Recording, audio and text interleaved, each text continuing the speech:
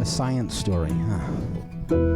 These NYU scientists, I felt really right. But I was so and I just thought, well, I had figured it out It was that golden moment. because science was on my side.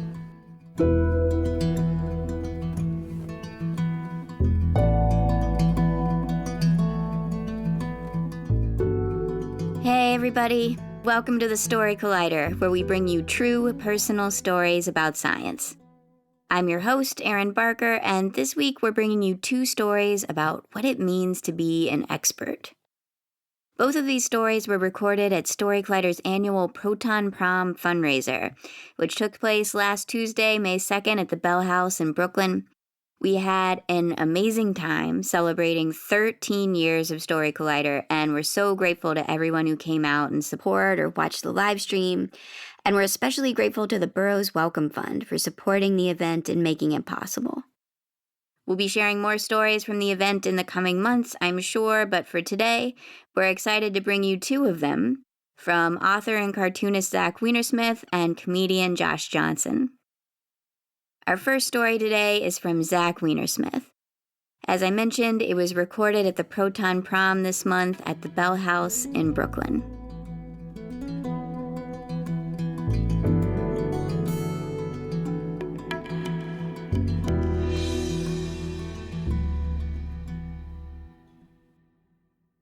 My name's Zach Weinersmith. I'm a cartoonist. My wife is a research biologist, and we write popular science books together, and we are, if you like, science communicators. And because of that, we are very angry, unhappy people. We're very anxious people. The particular way in which we're anxious is about being wrong. We don't like being wrong. We're so uncomfortable about being wrong that we don't even like being right. We are the kind of people who, if you wanted to say the Earth revolved around the sun, we would want three primary sources.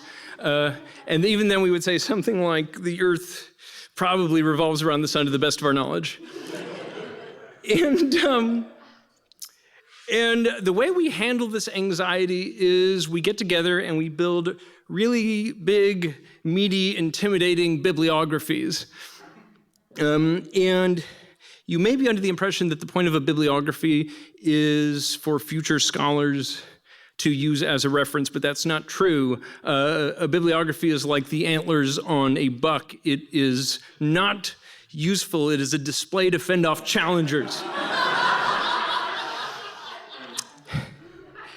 And that's what we're like. And a few years ago, we got the opportunity to work on a trivia board game. And it was a really good deal. That we got a really good designer, and there was a company that would handle the distribution and production and everything. And all we had to do was write down 2,000 true and interesting things. I'm glad you guys realize that's stupid. So it was actually going really well at first. Did you know, for example, that vampire bats use an anticoagulant? It's called Draculin. Isn't that amazing? Did you know there is a molecule? It's C10H14O1. Does anyone know it? Yeah. If you do its 2D molecular structure, it looks like a penguin. And it's called penguinone. Amazing.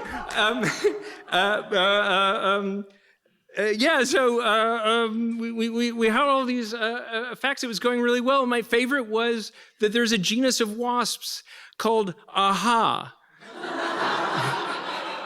And in that genus, there is the species, and its species name is ha. So the Linnaean nomenclature is ah, ha, ha. And so, oh, you've heard of it. So we were doing great at first until we got to about 500 questions, which is a quarter of the way there. And we just sort of looked at each other and said something like, what in God's name happens now? So we've both been researchers for like 30 years between us, and I did the math, and we had apparently picked up like one true thing per month during our entire careers. And we didn't know what to do, so we went to the internet, and we were like, okay, there's all these listicles, and there's like Facebook science websites, and they've got information. All we have to do to keep our antlers is to source it and make sure it's accurate. And it turns out the internet is great for getting information unless you want it to be true. And there were two problems. One very common problem is just that the information is simply inaccurate. Like, did you know that women who live together tend to cycle together? Did you know this? It's not true. It comes from a paper that did poor statistical analysis on a small sample size and from the human tendency to underweight the likelihood of coincidence. It's probably not correct, but it's everywhere. And that alone is kind of interesting, but you can't turn it into trivia. because you can't have a question like, what do women's private areas probably not do when they get together?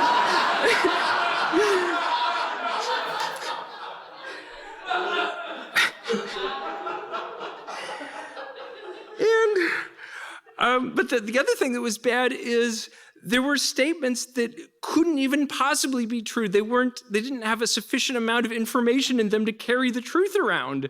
And so, for example, there's this fact repeated all over the internet, never with citations, that ostriches have bigger eyes than brains. And you think, well, wait, what does that mean? And my wife and I would get into these like existential conversations about what it could mean. Like, there's two species of ostrich. Which one are we talking about? Are we talking about an average? Are we talking about adults, males, females, juveniles? I mean, like, how are you measuring size, right? An eyeball is a sphere and a brain is not. Are you doing an axis or surface area or volume? What is size? Isn't the universe expanding? I don't know. And so you find yourself, as I did, up at 4 a.m, and you're reading morphological assessment of the African ostrich, Struthiocamelus 2015, Karkura et al. And you're trying to, and I'm sorry for this, eyeball the relative size of these eyes and brains. And finally, you give up because you can't read 5 papers on behalf of a single crappy trivia question.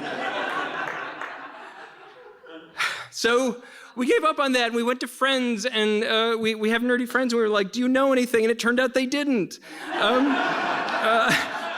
The guy who gave us we had a friend named Daniel Whiteson. He gave us 50 trivia questions, and he was the champion. The next down was like 6. And then down from that, it was 0 to 1, inclusive. And so we took another strategy. We started buying these old books that were around before the word trivia even meant a game you would play, like from 100 years ago. And it turns out they're just like listicles from today. They just have different wrong information.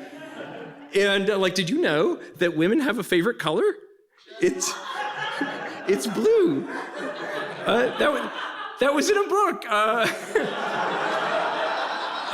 As a fun fact, did you know that you can add baking soda to spoiled milk and then it tastes better? That was a fun fact from the 1920s.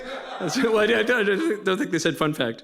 It's a sad fact. Well, my favorite was there was a book from the 1930s that said, according to people who know this sort of thing, the Greek language is the best one.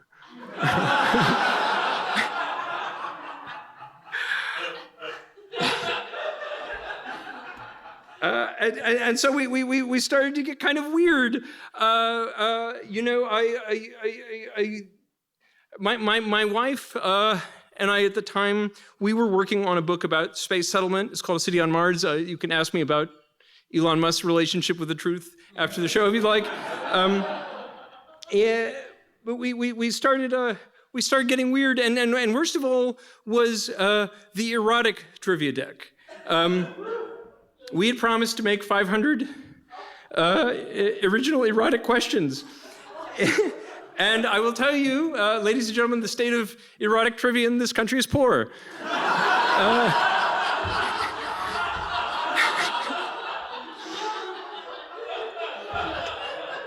I mean this, I speak as an expert. Books of erotic trivia do not typically provide bibliographies. They have no antlers, and they do not care. And so, for example, did you know that in the 1930s you could buy radium condoms? Did you know that? You're wrong. You don't know that. It's not true. It seems like something we would do in the 30s. And I have a source for this, which is the Museum of Radium. There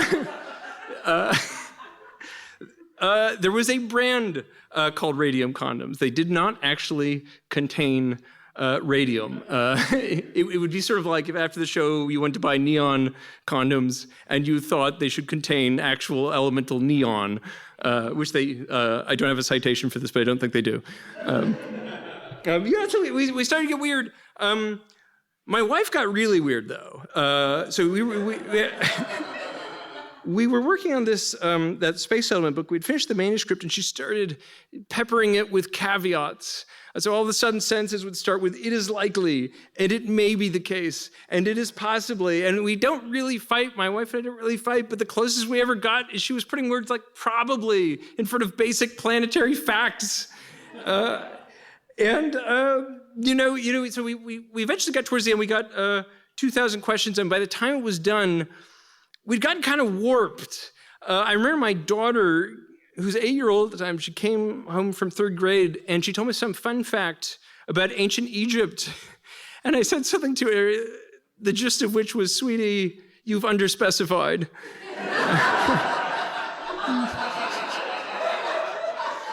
Because ancient Egypt was a long period of time. And you can't just say the thing happened in ancient Egypt, go back, do better.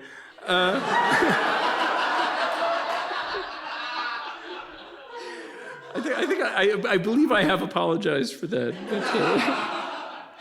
But I don't know. So after a while, we just got kind of crazy. You develop this weird relationship with reality. Like you go outside and there are buildings and people say they won't fall over, but they said stuff about ostrich eyeballs and women's private parts and radioactive condoms.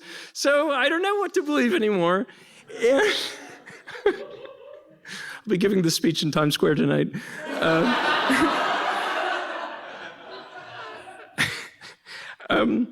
We finally got it done, though. We got it done. We ended up just sort of reading books and rolling it into our normal schedule and grinding out like 10 questions a day. And eventually got done. It's in press. Our antlers are huge.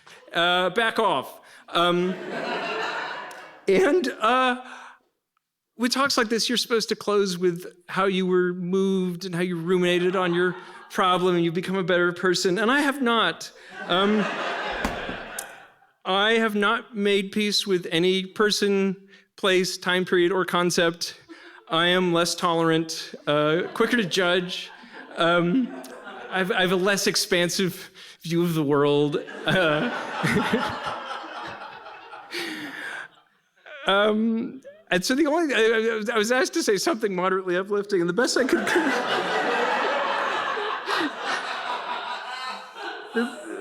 the best I could come up with was to say, it's kind of amazing that civilization just keeps shambling forward with the amount of intellectual poison just coursing through its veins 24 hours a day. And so I'll just leave with this, that a lot of people today will tell you society just can't go on with the level of ignorance. And I will tell you, if ignorance could have destroyed society, it would have done it 10,000 years ago. Thank you very much.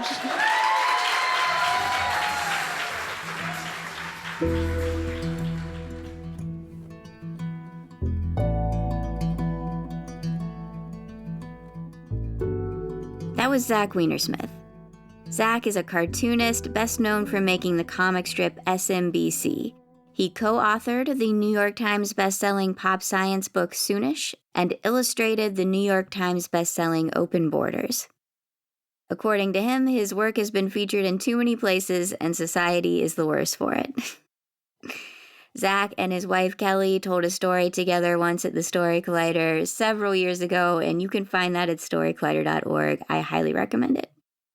Before we continue with today's episode, a couple of reminders.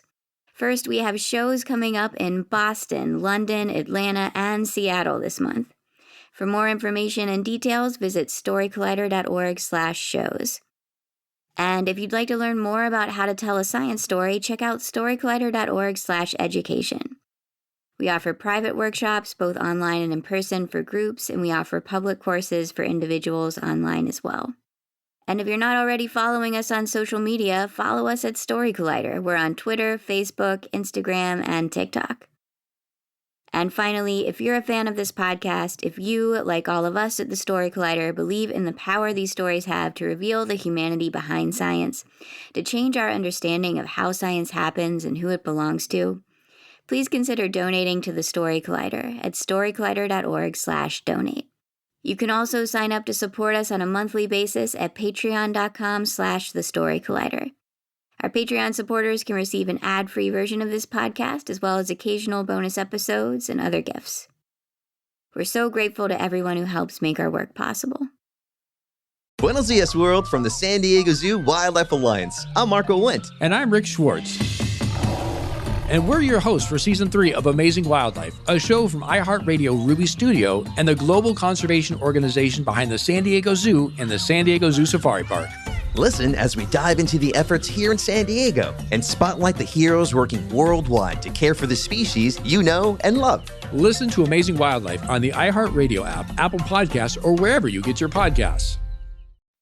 Our second story today is from Josh Johnson. Just like our previous story, it was recorded at our annual Proton Prom celebration this past week at the Bell House in Brooklyn.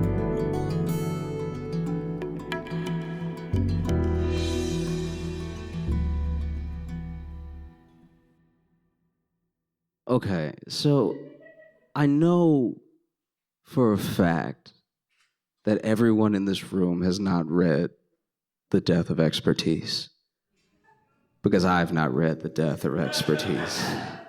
But it's something I would hear a lot. I heard it back when the book came out in 2017. It just perfectly encapsulated how everyone was feeling. It was like the death of experts, the death of, listening to logic, having an analysis of the world, critical thinking. It only feels like it's gotten worse. And I wanted to tell you a story about expertise and my eyes. When you're a kid, expertise is assumed. When you're little and you look at adults, the big people, you just assume every adult with a job was made to do that job. Everyone, every pilot was meant to fly. Every preacher was chosen by God. Personally, he went to Robert and was like, "You got to do it, dog. You too good. You fire on stage, okay? I need you to tell them about me. Just every Sunday, just hit them with the truth, right?" And the thing that I think solidified it for me and all the other kids around me was career day. Did y'all have career day back in the day? This is the craziest thing about career day that only started bothering me now, is that you'd be in school and it'd be career day and people's parents would come and they'd tell you what they did, but they didn't have to tell you about the journey. They would just show up and be like, "Oh, I'm a doctor, or I'm an engineer. I use math to make bridges," right? And we were just like, we would hear that. We'd be like, a botanist would come and be like, "Hey, you're science." And we'd be like, "What?" That was just every career day. But they didn't have to walk in and tell you everything. They didn't have to walk in and be like, "Hi, I'm an engineer. I use math to make bridges." I mean, I do now. It's been a long road. I flunked out my freshman year because I joined a frat and things went awry. I developed a bit of a drinking problem and everything. So then I had to go to a junior college just to get the credits to get back to college. And then from there, I went on to pass a couple tests, but then I had to take another break because it was all becoming too much. And then I finally graduated and got my MBA and everything, which felt really good. But now it was time to get out there in the world. And I had all these student loans. I had so many student loans. It was crazy. It was debt that I thought I'd never get from under. And so, I'm dating and I'm trying to work and trying to pay off my student loans. And then I meet someone and it's like she just wasn't the right person. She just was not the right person for me. And it was one of those things where you're dating and you're meeting people and you're trying to find your way through life, but you're also trying to find someone that's not going to make you have a kid immediately, because now we're all in our 30s, so people are starting to settle down. It's time to have a kid, but it's I'm not ready to have a kid. I still got a ton of debt. I'm freaking out all the time. And like, why would I want to bring a kid into this world? You know what I'm saying? Like this crazy screwed up world with genocide and like all of this pain and suffering. No one seems to care. We've gone into this capitalist dystopia and everything. And so then I finally met Margaret, and she was just great. She like completed me. And that's why, you know, that's why I'm here. And that's why I look a little bit older than the other dads in the room, because, you know, we had Timmy late in life. Hey, Timmy, how you doing? There was none of that. None of it, ever, at all. Someone would just walk in and be like, hey, I'm an engineer. I use math to make bridges. And we'd be like, what?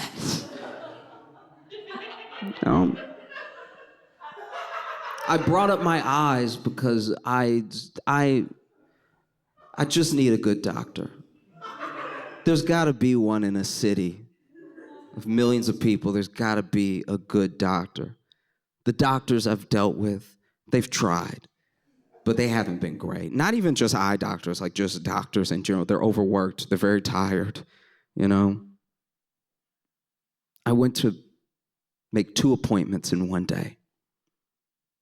I made an appointment at the eye doctor and an appointment at the ear, nose, and throat doctor. I'm putting my health in these people's hands because they're experts, you know?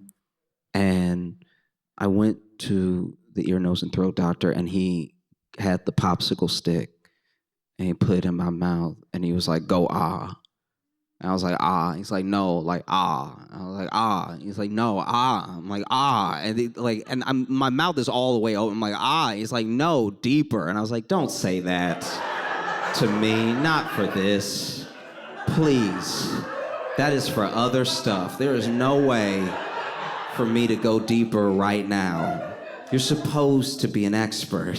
This is crazy. And while he's telling me to go deeper, we're all human, but it happened and I cannot get over it. While he's telling me to go deeper, my doctor,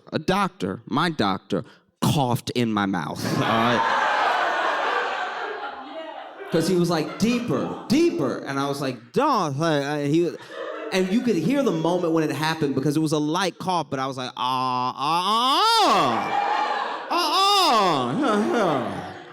And once again, we're all human, but this is half off now, right? Like you can't charge my full insurance now that I got whatever you got, you know what I mean? Because good experts are hard to find. Like expertise is everywhere. Everyone's gonna pretend to be an expert. But good, real expertise is hard to find. And expertise that makes you feel like you're in the presence of an expert is hard to find. I even have a good doctor when I was in Louisiana. That's where I grew up. And when I was there, I went to the doctor. I was visiting home, and I'd just been feeling sick. And so I went to a doctor. And this happened because we were in the South. I know that. Anybody here from the South? Okay, so you'll understand, just you, but you'll understand. I went to the doctor, I wasn't feeling well, he gave me some antibiotics, and then he said, you know, hey, it looks like your diet is good, so stick to that, get back to exercising when you feel like it, and I'll pray for you. And I was like, don't say that to me. Not you. Like, anytime there is an expert, you don't want anything else involved. Just do your whole job from you to me, please, right? That feels like you didn't do it all. If you went to a mechanic and they were like, I checked the brakes, they're good, and I went ahead and rotated your tires and everything, and I'm gonna pray for you. It's like, it doesn't sound like you're finished then. That's crazy. Don't say that to me. But all of this is leading up to the fact that I went to the ear, nose, and throat doctor, and then I went to the eye doctor, and I need glasses. I need glasses very badly. I've needed glasses for so long, a while. Like, I can see the essence of all of you. I see so bad, and it's affecting my life. Like as you could imagine, it's starting to be a big deal. And so I went to the eye doctor. I went to an expert. And not everyone has money. You know what I mean? Not everyone has enough money as a practice to be impressive looking. But if you're a good doctor and you're an expert, then I'll listen to you because you know, right? No one can take away what you know. But I went to the eye doctor, and it was very small, and it was one of those buildings that was like just a store. It was essentially a storefront, right? But it only had 3 little patient rooms, and the walls were paper thin. Like too thin, like HIPAA violation thin. Like we all know each other's business in this place. And so I'm sitting in the middle room and I'm hearing some chattering on the right side, and the doctor walks out and must have forgot that there was like a cracked door in front of him. Like he closed the door to the patient's room that he was in, but he's talking to another doctor that he stopped in the hallway, and he's like,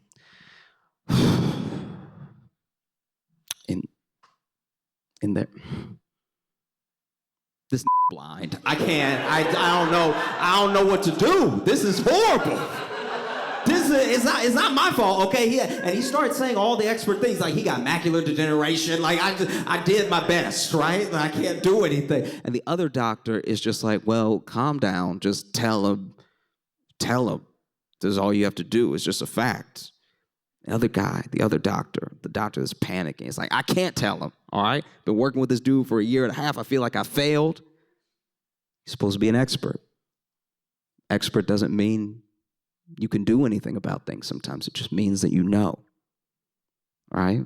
It's like, I can't tell him. And then the other doctor says, look, he probably knows he's blind, all right?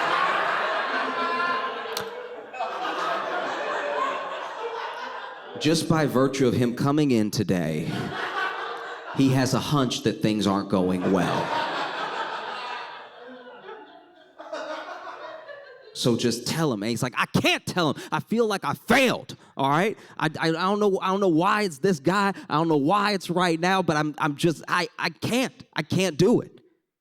And the other doctor says, look, he can't see you. It doesn't matter who says it. Just do a voice or something.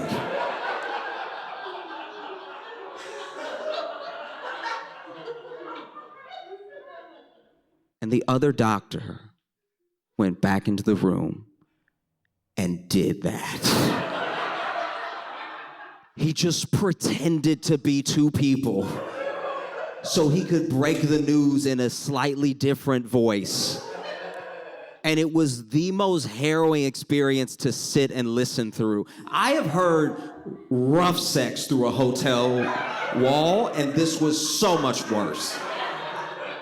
To know what was happening. Because in my head, I'm like, maybe he heard them too. Maybe he also heard. Because if I heard, then he heard, right?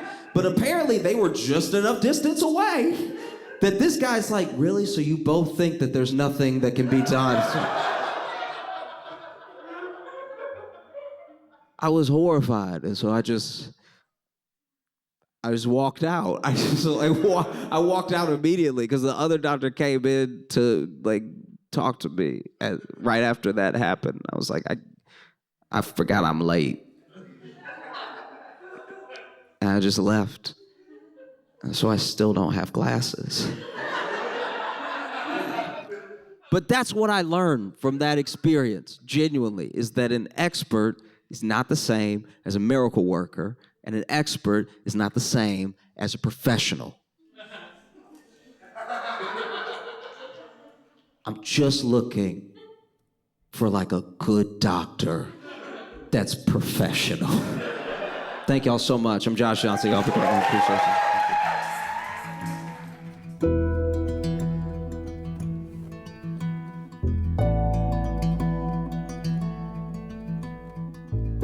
That was Josh Johnson.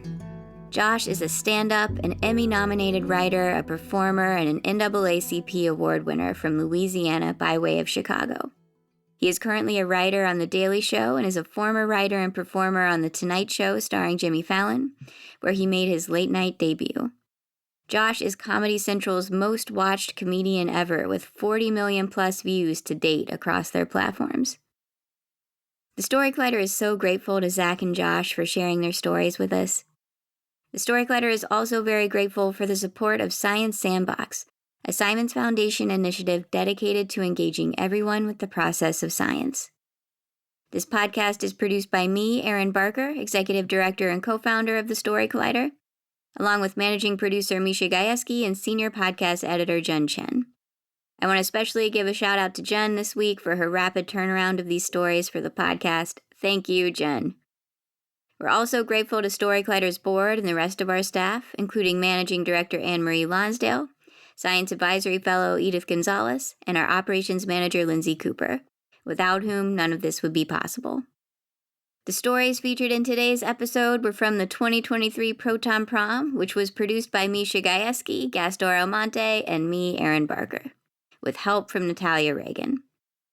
Our theme music is by Ghost.